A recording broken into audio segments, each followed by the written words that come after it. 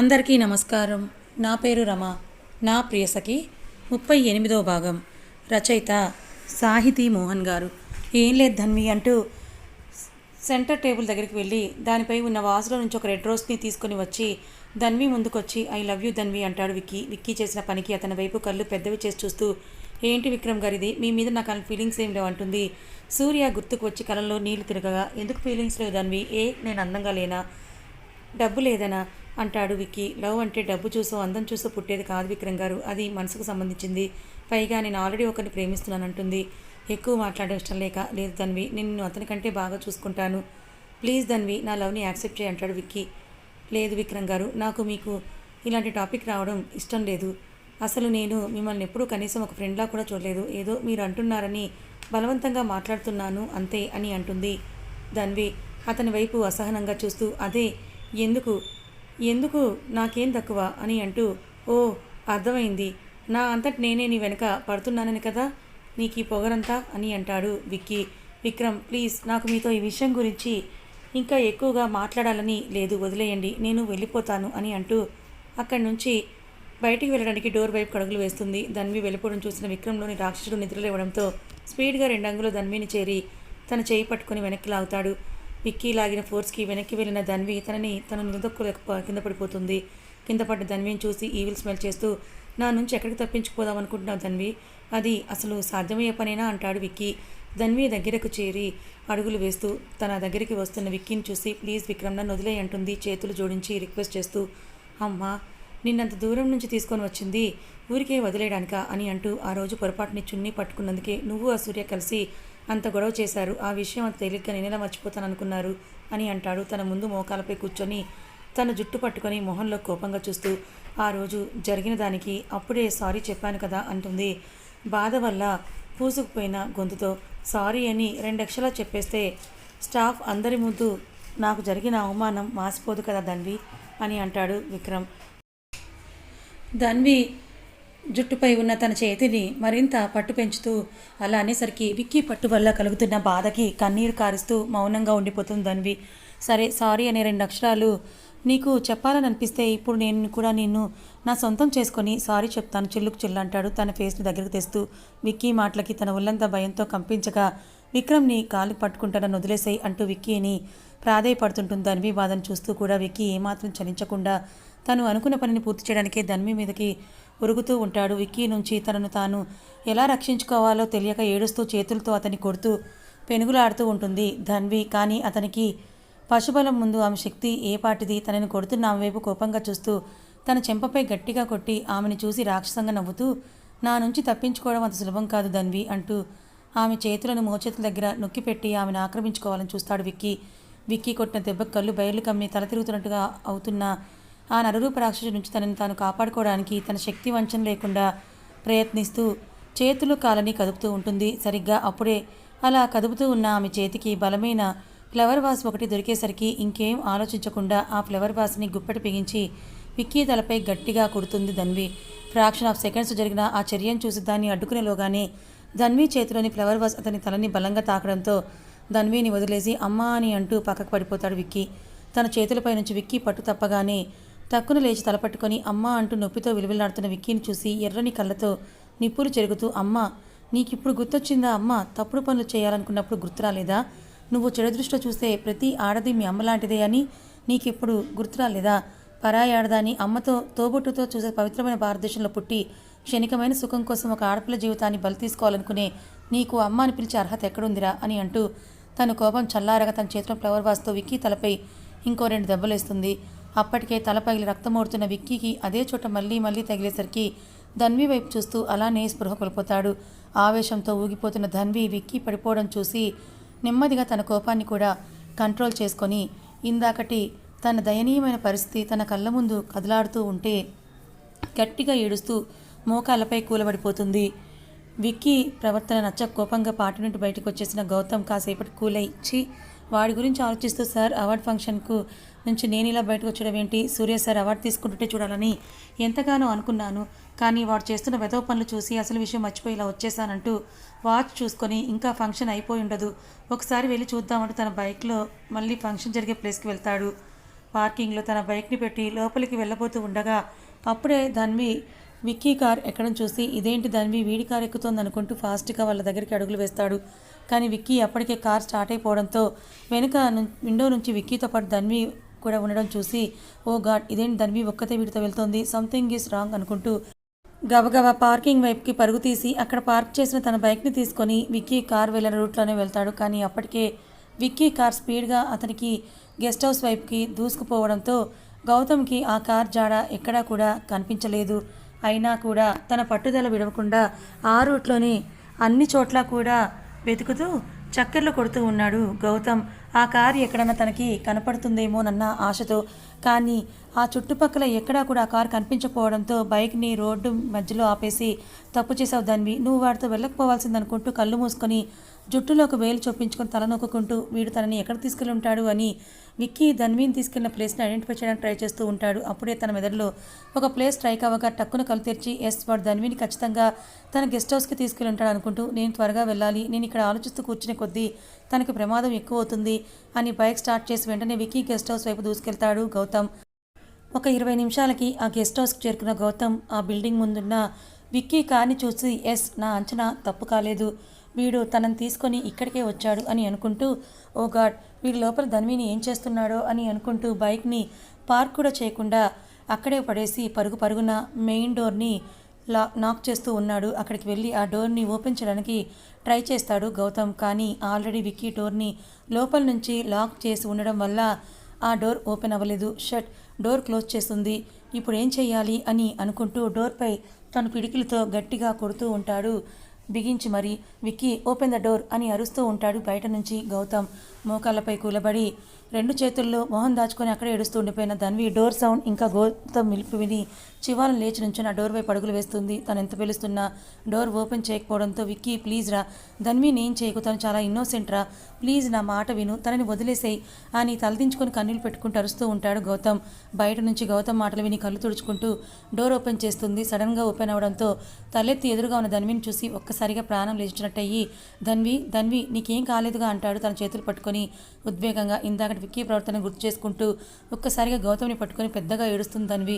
సడన్గా ధన్వి అలా చేసేసరికి కంగారు పడుతూ ధన్వి ఏమైంది, ఎందుకు ఇలా ఏడుస్తున్నావు, ఏం జరిగింది అని అంటాడు. ఏం వినాల్సి వస్తుందో అన్న భయంతో తనకు అదురుతున్న గుండెలతో. కానీ ధన్వి ఏం మాట్లాడకుండా ఏడుస్తూ ఉండడంతో ఇప్పుడు తను ఏమీ చెప్పలేని సిచ్యువేషన్లో లేదని తనకు అర్థం చేసుకొని తన తలపై చెయ్యి వేసి కాసేపు అలాగే మౌనంగా ఉండిపోతాడు గౌతమ్. ఏడ్చి ఏడ్చి కాసేపటికి తన గుండెల్లో భారం అంతా కూడా దిగినట్టుగా అనిపించడంతో మెల్లిగా గౌతమ్ని వదిలి కళ్ళు తుడుచుకుంటూ తలదించుకొని నుంచుంటుంది ధన్వి. కాస్త ఊరటగా కనిపిస్తున్న ధన్విని చూసి తను చేపట్టుకొని ధన్వి నేను నీకు అన్నలాంటి వాడిని, ఏం జరిగిందో నాకు చెప్పమ్మా అంటూ అసలు నువ్వు వాడితో ఈ టైంలో బయటికి ఎందుకు వచ్చావు అంటూ ధన్వి బుగ్గపై ఎర్రగా వాతలు తేలిన విక్కీ చేతి గుర్తులను చూసి ఆ విధవ నిన్నేం చేయలేదు కదా అంటాడు కంగారుగా తన మొహంలోకి చూస్తూ. గౌతమ్ మాటలకి నెమ్మదిగా తలెత్తి అతన్ని చూస్తూ లేదు అంటుంది తన చెంపలపై జాలువారుతున్న కన్నీళ్ళని తుడుచుకుంటూ. అప్పటిదాకా ఏం వినాల్సి వస్తుందో అని ఊపిరి బిగబట్టుకున్న గౌతమ్ ధన్వి మాటలకి ఉఫ్ అని అంటూ గట్టిగా శ్వాస వదిలి థ్యాంక్ గాడ్ అనుకుంటూ అసలు నువ్వు ఈ టైంలో వాడితో బయటికి ఎందుకు వచ్చావు, నీ ఫ్రెండ్స్ ఏమయ్యారంటాడు గౌతమ్. తను పార్టీ నుంచి బయటకు వచ్చిన దగ్గర నుంచి ఇప్పటిదాకా జరిగిందంతా కూడా పూసగుచ్చినట్టుగా గౌతమ్కి చెప్తుంది ధన్వి. ధన్వి చెప్పిందంతా కూడా విన్న గౌతమ్ వీడికి ఎన్నిసార్లు చెప్పినా బుద్ధి రాలేదు అని అంటూ పిడికిలు బిగించి వాడెక్కడా అని అడుగుతాడు. తనకి మళ్ళీ విక్కీని చూడాలని అనిపించగా లోపలే పడిపోయాడు అని అంటుంది. దెబ్బ గట్టిగా తగిలినట్టుంది అని అంటుంది లోగొంతుతో ధన్వి. సరే నువ్వేమీ టెన్షన్ పడకు, నువ్వు ఇక్కడే ఉండు, నేను వెళ్ళి వాడిని చూసొస్తాను అని అంటూ గౌతమ్ ధన్విని అక్కడే వదిలి తన చేతిపై చిన్నగా తట్టి లోపలికి వెళ్తాడు. తను వెళ్ళేసరికి రక్తపు మడుగులో పడి ఉన్న విక్కీని చూసి కంగారుగా తన దగ్గరికి వెళ్తాడు. ఎంత కాదనుకున్నా చిన్నప్పటి నుంచి తనతో కలిసి తిరిగిన ఫ్రెండ్ అలా రక్తపు మడుగులో చలనం లేకుండా పడి ఉండడం చూసి తట్టుకోలేక విక్కీని చేతిలోకి తీసుకొని విక్కీ విక్కీ అని పిలుస్తూ చెంపలపై తడతాడు. అయినా కూడా విక్కీ ఏమాత్రం రెస్పాండ్ అవ్వకపోవడంతో భయంగా అతనికి పల్స్ పట్టుకొని చూస్తాడు. తన చేతికి పల్స్ రేట్ బాగానే తెలియడంతో అతను బ్రతికే ఉన్నాడని గ్రహించి విక్కీని ఎత్తుకొని హడావిడిగా బయటకు వస్తాడు. అక్కడే నుంచుని ఉన్న ధన్వి విక్కీని మోసుకొస్తున్న గౌతమ్ని చూసి పక్కకు తప్పుకుంటుంది. విక్కీని తీసుకొని అతని కార్ దగ్గరికి వచ్చి లక్కీగా కార్ లాక్ చేసుకున్నప్పుడు చూసి డోర్ ఓపెన్ చేసి అతన్ని బ్యాక్ సీట్లో పడుకోబెడతాడు. అతన్ని పడుకోబెట్టి డోర్ క్లోజ్ చేసి వెనక్కి తిరిగి ధన్విని చూస్తూ ధన్వి కమాన్ గెట్ ఇన్, వాడికి చాలా బ్లడ్ లాస్ అయింది, త్వరగా మనం వాడిని హాస్పిటల్ తీసుకొని వెళ్ళాలి, లేకపోతే మళ్ళీ ప్రమాదం అని అంటాడు గౌతమ్. అయినా కూడా ధన్వి ఏం రెస్పాండ్ అవ్వకపోవడంతో తన మానసిక పరిస్థితి అతనికి అర్థమై తన దగ్గరికి వచ్చి నీ ఈ ప్రవర్తనలో న్యాయమైనదే ధన్వి, నేను కాదనను అని అంటూ కారులో ఉన్న విక్కీ వైపు చూపించి వాడెంత విధమైన చిన్నతనం నుండి నాకున్న ఒకగానొక ఫ్రెండ్ రా, వాళ్ళ అమ్మ నన్ను చిన్నప్పుడు చనిపోవడంతో తన అన్నయ్య వాళ్ళని గారాబంగా పెంచాడు. నేను వాడు ఒకే స్కూల్, ఇంటర్లో కూడా ఒకే కాలేజీలో చదువుకున్నాం. కానీ తర్వాత నాకు ఎంసెట్లో ర్యాంక్ వచ్చి బెంగళూరులో సీట్ రావడంతో వాడిని వదిలేసి వెళ్ళిపోవాల్సి వచ్చింది. అప్పుడు నేను పక్కన లేకపోవడంతో చెడు స్నేహాల వంటి బాటపట్టి అన్నయ్య ఇచ్చిన స్వేచ్ఛని వీడు దుర్వినియోగం చేసుకొని ఇదిగో ఇలా తయారయ్యాడు. నేను స్టడీస్ ఫినిష్ చేసుకుని వచ్చాక వీడి పరిస్థితి చూసి తనని మార్చాలని ఎంతో ప్రయత్నించాను, కానీ అది నా వల్ల సాధ్యం కాలేదంటూ నిట్టూర్చి వాడు వెధవని తెలిసిన చిన్నప్పటి స్నేహాన్ని, ఒకప్పుడు నా ఫ్యామిలీ కష్టాల్లో ఉంటే సాయం చేసిన ఇంత వాణ్ణి చేసిన అన్నయ్య మేలు మర్చిపోలేకే ఇలా వీడిని అంటు పెట్టుకునే ఉండిపోయాను. అలాంటి వాడిని వదలని నేను వాడిలా చావు బతుకుల మధ్య కొట్టుమిట్టాడుతుంటే వాడిని చూస్తూ అలా వదిలేయలేకపోతున్నాను. ధన్వి ప్లీజ్ ధన్వి, నా కోసం మాతో వాడిని హాస్పిటల్ అడ్మిట్ చేసి ఆ తర్వాత నిన్ను మీ ఇంట్లో నేను దించుతాను అని కన్నీళ్ళు పెట్టుకుంటూ ధన్వి చేతులు పట్టుకొని బ్రతిమలాడతాడు గౌతమ్. గౌతమ్ చెప్పిందంతా కూడా విన్న ధన్వి అయ్యో అన్నయ్య పర్లేదు, మీ సిచ్యువేషన్ని నేను అర్థం చేసుకోగలను అంటూ కార్ వైపు చూసి అలా అని మీతో వచ్చి మళ్ళీ ఆ రాక్షసుడు మొహం చూస్తే నీకు కుదరక కూర్చోలేను, ప్లీజ్ ఈ ఒక్క విషయంలో నన్ను ఇబ్బంది పెట్టొద్దని తల తిప్పి గౌతమ్ వైపు చూసి మీరు అతన్ని హాస్పిటల్ తీసుకువెళ్ళండి, నేను క్యాబ్లో ఇంటికి వెళ్ళిపోతానంటుంది ధన్వి. తన మాటలు విని లేదు ధన్వి అంటూ చెదిరిన తన జుట్టు, నలిగిన బట్టలు, చెంపపై కనబడుతున్న విక్కీ చేతి గుర్తులను చూసి గట్టిగా కళ్ళు మూసుకొని నిన్ను ఈ పరిస్థితిలో ఒంటరిగా క్యాబ్లో పంపించలేను, ప్లీజ్ రా, నా బాధ అర్థం చేసుకో అంటాడు గౌతమ్ ఆమెని వేడుకుంటూ. లేదన్నయ్య ఈ ఒక్క విషయంలో నన్ను బలవంత పెట్టకండి అంటుంది ధన్వి. తన బాధలో మాటల్లో న్యాయం ఉంది అనిపిస్తుండడంతో కాసేపు మౌనంగా ఉండి ఏదో నిర్ణయానికి వచ్చిన వాడిలా తన పాకెట్లోని మొబైల్ తీసుకొని బయటకు తీసి అంబులెన్స్కి కాల్ చేసి ఇక్కడ యాక్సిడెంటల్గా మా ఫ్రెండ్ బిల్డింగ్ పై నుంచి కింద పడిపోయాడు, ఎమర్జెన్సీ అని అంటూ గెస్ట్ హౌస్ అడ్రస్ చెప్పి ఫోన్ని కట్ చేసేస్తాడు గౌతమ్. గౌతమ్ ఫోన్లో అలా చెప్పడం విని ధన్వి అతని వైపు అలా ఎందుకు చెప్పారన్నయ్య, అయినా నేను వెళ్ళిపోతానని చెప్పాను కదా, మీరెందుకు మళ్ళీ ఇలా చెప్పారు అని అంటూ అంబులెన్స్కి ఎందుకు కాల్ చేశారు అని అడుగుతుంది. లేదురా, ఇప్పుడు ఉన్న సిచ్యువేషన్లో నేను చేసింది కరెక్టే, ఒక ఫ్రెండ్గా వాడి ప్రాణం కాపాడటం ఎంత ముఖ్యమో ఒక బాధ్యత గల అన్నగా నిన్ను సేఫ్గా ఇంట్లో డ్రాప్ చేయడం అంతకన్నా ముఖ్యం, కాబట్టి ఇంక విషయం గురించి నువ్వేం మాట్లాడకంటాడు గౌతమ్. ఈలోపు గౌతమ్ కాల్ చేసిన అంబులెన్స్ అక్కడికి రావడంతో విక్కీని కార్లో నుంచి అంబులెన్స్లోకి షిఫ్ట్ చేసి హాస్పిటల్కి తీసుకొని వెళ్ళండి, నేను నా బైక్లో వస్తానంటూ వాళ్ళని పంపించి బైక్ స్టార్ట్ చేస్తాడు గౌతమ్. ఇంకేం చేయలేక మౌనంగా అతని బైక్ ఎక్కి కూర్చుంటుంది ధన్వి. అక్కడి నుంచి సిటీలోకి వచ్చాక ఒక షాపింగ్ మాల్ ముందు బైక్ ఆపుతాడు గౌతమ్. బైక్ సడన్గా ఆగేసరికి చుట్టూ చూస్తూ బైక్ ఇక్కడెందుకు ఆపేవన్నయ్య అంటుంది ధన్వి. ఏం లేదురా, నువ్వు ఇలా ఇంటికి వెళ్తే మీ ఇంట్లో వాళ్ళందరూ కూడా కంగారు పడిపోతారు, భయపడతారు కదా, కాబట్టి మాల్లోకి వెళ్ళి ఫేస్ వాష్ చేసుకొని డ్రెస్ చేంజ్ చేసుకొని వద్దు కానీ పద అంటాడు గౌతమ్ బైక్ దిగుతూ. ఒకసారి తనని తాను చూసుకొని నిజమే అత్తయ్య వాళ్ళు నన్ను ఇలా చూస్తే కంగారు పడిపోతారు అని అనుకుంటూ సూర్యగారైతే అస్సలు తట్టుకోలేరు అనుకుంటూ మెల్లిగా తలూపి గౌతమ్ వెంట మాల్లోకి వెళ్తుంది ధన్వి. అక్కడ లేడీస్ సెక్షన్కి వెళ్ళి ఒక చుడీదార్ని తీసుకొని రెస్ట్ రూమ్కి వెళ్ళి ఫేస్ వాష్ చేసుకొని తన డ్రెస్ని చేంజ్ చేసుకొని బయటకు వస్తుంది. ఫ్రెష్ అయి వచ్చిన ధన్విని చూసి చిన్నగా నవ్వి బిల్ చేసి బయటకు వస్తాడు. మళ్ళీ ఇద్దరు పైకి ఎక్కాక మీ ఇల్లు ఎక్కడ్రా అని అడుగుతాడు గౌతమ్. నార్మల్గా తన అడ్రస్ చెప్పబోతూ అయ్యో నేనేంటి ఇలా చెప్పబోయాను, ఇప్పుడు తను అక్కడికి వచ్చి అది సూర్యగారు ఇలా తెలుసుకుంటే మళ్ళీ ప్రాబ్లం అవుతుంది అనుకుంటూ అది అని అంటూ వాళ్ళ ఇంటి దగ్గరలో ఉన్న ఒక ఇంటి అడ్రస్ చెప్తుంది. ఓకే అనుకుంటూ ఒక పావు గంటలో ధన్వి చెప్పిన అడ్రస్ దగ్గర బైక్ని ఆపుతాడు గౌతమ్. తను బైక్ ఆపగానే ధన్వి బైక్ దిగి థ్యాంక్ యూ అన్నయ్య అంటుంది. నువ్వు థ్యాంక్స్ చెప్పడం ఏంట్రా, ఇది నా బాధ్యత అంటూ ఒకసారి ఆ ఏరియా అంతా కలియ చూసి సేఫ్ అనుకున్నాక సరేరా నేను హాస్పిటల్కి వెళ్తానంటాడు. సరే అన్నయ్య అని వెళ్ళడానికి వెనక్కి తిరుగుతుంది. వెళ్తున్న ధన్విని చూస్తూ ధన్వి వాడి తరపున నేను నీకు సారీ చెప్తున్నాను అంటాడు గౌతమ్ గిల్టీగా తలదించుకొని.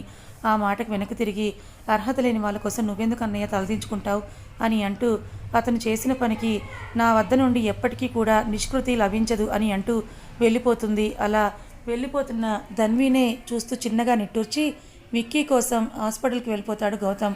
ఇందాకటి సంఘటన తన కళ్ళ ముందు నీలినీడలా కదులుతూ ఉంటే తన ప్రమేయం ఏమీ లేకుండా జాలువారుతున్న కన్నీళ్ళని తుడుచుకుంటూ ఇంటికి చేరుకుంటుంది ధన్వి. అప్పటికే టైం 10 అవుతూ ఉండడంతో పిల్లలు ఇంకా రాలేదేంటి అనుకుంటున్న విష్ణు గారు, సౌజన్య గారు. ధన్వి ఒక్కతే లోపలికి రావడం చూసి అదేంటి నన్ను ఒక్కదానివి వచ్చావు, సూర్యదీపు ఏరి అని అడుగుతారు సౌజన్య గారు. ఆవిడ మాటలకు తల తిప్పి ఆవిడని చూస్తూ గొంతులోని బాధను దిగమింగుకుంటూ ఫంక్షన్ ఇంకా కంప్లీట్ అవ్వలేదు, నాకు హెడ్ఏక్గా ఉందని వచ్చేసానంటుంది. అవునా, సరేరా, నువ్వు వెళ్ళి ఫ్రెష్ అయ్యారా, డిన్నర్ చేసి రెస్ట్ తీసుకుందు కానీ అంటూ అంత తొలనవి పెట్టుకొని ఒకదానివే రాకపోతే దీపుని తీసుకొని వచ్చేయచ్చు కదరా అంటారు సౌజన్య గారు. ఆవిడ అలా అనేసరికి దీపు అక్కడికి రాలేదత్తయ్యా అని చెప్పబోతూ ఉండగా తన చేతిలోని ఫోన్ మోగుతుంది. ఆ సౌండ్ విని తను చెప్పబోతున్నది మధ్యలోనే ఆపేసి ఒక్క నిమిషం అత్తయ్యా అని అంటూ కాల్ లిఫ్ట్ చేస్తుంది. తను కాల్ లిఫ్ట్ చేసిన వెంటనే అటువైపు నుంచి వినపడుతున్న మాటలు వింటూ తన ప్రమేయమే లేకుండా కళ్ళ వెంట నీళ్లు దారాలుగా కారుతూ ఉంటే చేతిలోని తన ఫోన్ని జార విడిచి ఏడుస్తూ కింద కూలబడిపోతుంది ధన్వి. హాస్పిటల్లో జరుగుతున్న అక్రమాలని రెడ్ హ్యాండెడ్గా పట్టుకోవాలని వచ్చిన చరణ్ తనకి హెల్ప్ చేయడానికి వచ్చిన ఆ వ్యక్తిని చూస్తూ ఇద్దరూ కలిసి మెల్లిగా ఆ బంగ్లాలోకి ఎంటర్ అవుతారు. అక్కడ మన మనుషులను చూసి వాళ్ళు చేస్తున్న పనులని చరణ్ దగ్గర ఉన్న అడ్వాన్స్ టెక్నాలజీ కెమెరాతో క్యాప్చర్ చేస్తూ ఉంటారు. అప్పుడే డీల్ మాట్లాడుకున్న ఫారినర్స్ ఆ బంగ్లా దగ్గరికి రావడంతో రామ్ కిషోర్లు బయటకు వచ్చి వాళ్ళలోని బంగ్లాకు తీసుకెళ్తారు. వాళ్ళు వెళ్ళగానే వీళ్ళిద్దరూ కూడా బంగ్లాకి బ్యాక్ సైడ్ వెళ్ళి వాళ్ళని గమనిద్దాం అనుకుని అక్కడ ఉన్న సెక్యూరిటీకి కనపడకుండా వెళ్తూ ఉండగా చరణ్ చేతిలోని కెమెరా జారీ ఫ్లోర్పై పడుతుంది. ఆ సౌండ్కి అలర్ట్ అయి దగ్గరలో ఉన్న రౌడీలు ఫాస్ట్గా అక్కడికి వచ్చి అక్కడున్న చరణ్ని ఆ వ్యక్తిని చూసి వెంటనే వాళ్ళని చుట్టుముడతారు. అనుకోని ఆ సంఘటనకి షాక్ అయిన చరణ్ వాళ్ళని చూసి గుటకలు మింగుతూ ఉంటే పక్కనున్న వ్యక్తి మాత్రం తమను చుట్టుముట్టిన రౌడీలను ఎలా పట్టుకోవాలి, ఎలా పడుకోబెట్టాలని మైండ్లో ప్లాన్ గీస్తూ ఉంటాడు ప్రొఫెషనల్గా. ఈలోపు చరణ్ మెల్లిగా అతని చెవి దగ్గరికి జరిగి ఇదేంటి బావా ఇలా ఇరుక్కున్నాం అంటూ ఆ రౌడీల బాడీలను చూసి తన వైపు ఒకసారి చూసుకొని ఏనుగుల మధ్యలో ఎలక పిల్లలాగా అయిపోయిందిగా మన పరిస్థితి, ఇప్పుడు ఏంటి చేయడం అని అంటాడు ఏడుపు గొంతుతో.